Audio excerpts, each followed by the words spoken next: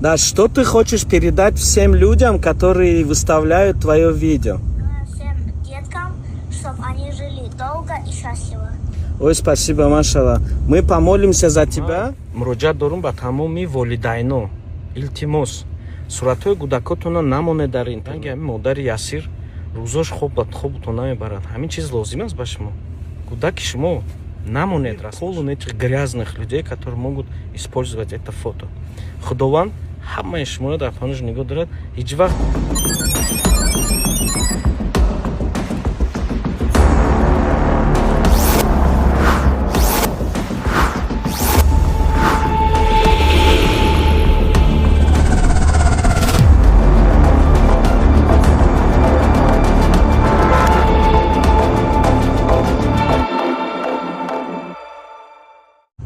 Ассаламу алейкум, Ясир, как дела? Ассаламу алейкум, все хорошо.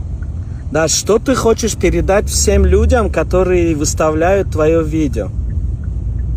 Я хочу сказать, чтобы они не выставляли такие видео, из-за того, что моя мама волнуется. Я желаю всем деткам, чтобы они жили долго и счастливо. Ой, спасибо, машалла. Мы помолимся за тебя и за Кобилджона. Когда вырастешь, ты будешь нашей гордостью Таджикистана. Хорошо? Удачи тебе. Береги маму. Ассаламу алейкум еще раз с Лондона. До свидания. До свидания. Ман муроҷиат дорум ба тамоми волидайно. Илтимос. Суратҳои кӯдакотонро намонед дар интернет. Истифода мебаранд. Дунё пур аз одамони намешиданӣ аст. Якташ мегирад, расмаш мемонад. Ранги ҳамин модари Ясир рӯзош хобутон намебарад. Ҳамин чиз лозим аст ба шумо. Кӯдаки шумо намонед расмашро. Всем родителям совет такой: не выкладывайте фотографии своих детей. Мир полон этих грязных людей, которые могут использовать это фото. Худованд ҳамаи шуморо дар панош нигоҳ дорад. Ҳеҷ вақт аз фарзандотон шуморо ҷудо накунед. Дар ҳаққи Ёсирҷон як дуо кунед, дар ҳаққи Қобилҷонам як дуо кунед. Саломат бошед дар паноҳи Аллоҳ. به نام خداوند بخشنده و مهربان و نهایت با رحم. السلام علیکم برادران عزیز، خواهران مهربان. امیدوارم شما خوب هستید. بر شما سلامتی خواهان هستم. دوستان عزیز، از همه شما خواهش میکنم و اون کسایی که همین ویدیو را تماشا دارین، از شما خواهش میکنم که ویدیو را تا آخر با دقت خوب تماشا کنید و به یار و دوستان خودتون با برادر و خواهراتون برسانید که از همین نوار آگاه شوند. و حتما به خاطر دیگران دیدن دوستان، از شما فقط نوار ما را پهن میکنند در ویدیو تا لایک کنید خلاص و فکری خودتون در کامنت‌ها نویسین. برادر جانا و خواهر جانایی که همین نوار را تماشا دارین، به هر یکی ما و شما معلومه یک ماتم بزرگ در دنیا عاید انا همین شهید خرد جمهوری تاجیکستان، یعنی که قابلجان 10 ساله الکی از این تمام دنیا با خبر شد و همه بلاگران روی دنیا در این باره نوارها کردند و صحبتها کردند. تشکر زیاد اون کسایی که همدردی بیان نمودند. و دوستان عزیز، موضوع اساسی ما انا همیه که همین نواری که شما دیدین و انا همین رسمی که میبینین، با گفتی در سامانه های اجتماعی بسیار انسان ها در همان صفحه های شخصی خود میگذارند و چنین نویسند: قابلجان پیش از مرگش نوار کرده بود.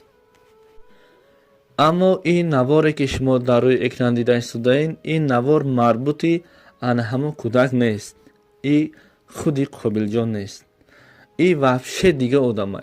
نه که متاسفانه، نه که بسیاری ها مقصد بلاگرها مانده استند و در همون اپیسان نوار می نویسند که قابلجان پیش از مرگش همین ویدیو را کرده بود.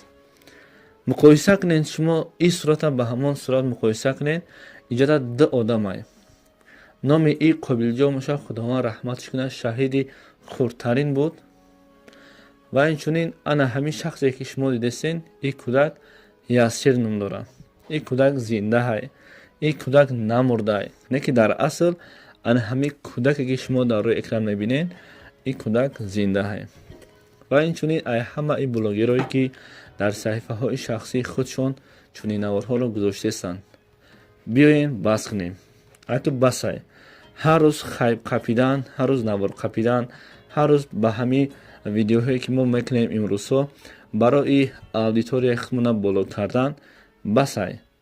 фақат ай дасти мо як кор меояд ки бишинем дар намозҳои худмон дуо кунем.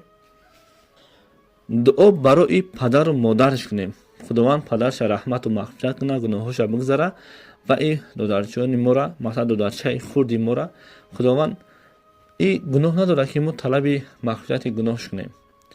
худованд ба модараш сабр бута ки ай даст додани фарзанд албатта хеле душвора, хусусан ба ҳамон модарое ки дар пеши чашми онҳо фарзандашон мемурад. мо фақат ай дасти мо дигар ягон кор намеяд ба видео мондан. мо фақат ҳангоме ки видео мемонем, ҳангоме ки ҳамин модар мабодо пас аз чанд соле дохили мисол сомонаҳои иҷтимоӣ мешава, агар зиндаву соғу саломат боша, мебина фарзанди хуни ҷигарша бо ҳамин соб. дӯстони азиз, аз дасти мо фақат дуо кардан меояд халос. бисёр мисол ин хел шуд, ҳамин корора биёин. ай ҳамаи блогерҳо хоҳиш мекунам ки бас кунанд. мақсад қапиву баланд кардани аудитория. албатта ҳар як мақсади хушона доранд. леки ай дасти мо бандагон, ай дасти мо одамо фақат дуои нек кардан, сабр ба модараш хостан, бар аҳл оилааш хостан, тамом.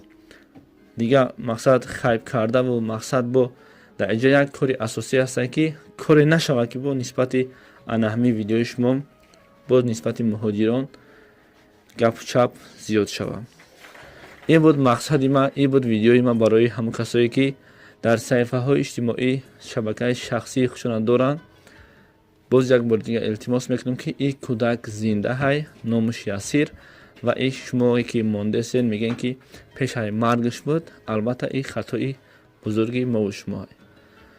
худованд бар модари Қобилҷон шаҳиди мо ки албатта як мотами бузург дар Тоҷикистон сабаби мотами бузург шид, сабри ҷамил ато фармоя, гузашта бошад тариқи раҳмат, шоиста ҷаннат ва бар ҳар яки мо шумо сабр ва оқибати корҳои мора ба хайр бигаронаву ӯ касое ки дар муҳоҷирати меҳнатӣ ҳастанд, дар паноҳи азамати худаш нигаҳ бидора. аз ҳар дарду балову ҳар офатҳои замин осмонӣ худованд нигаҳшон бидора. ассалому алайкум ва раҳматуллоҳи ва таъала баракатуh.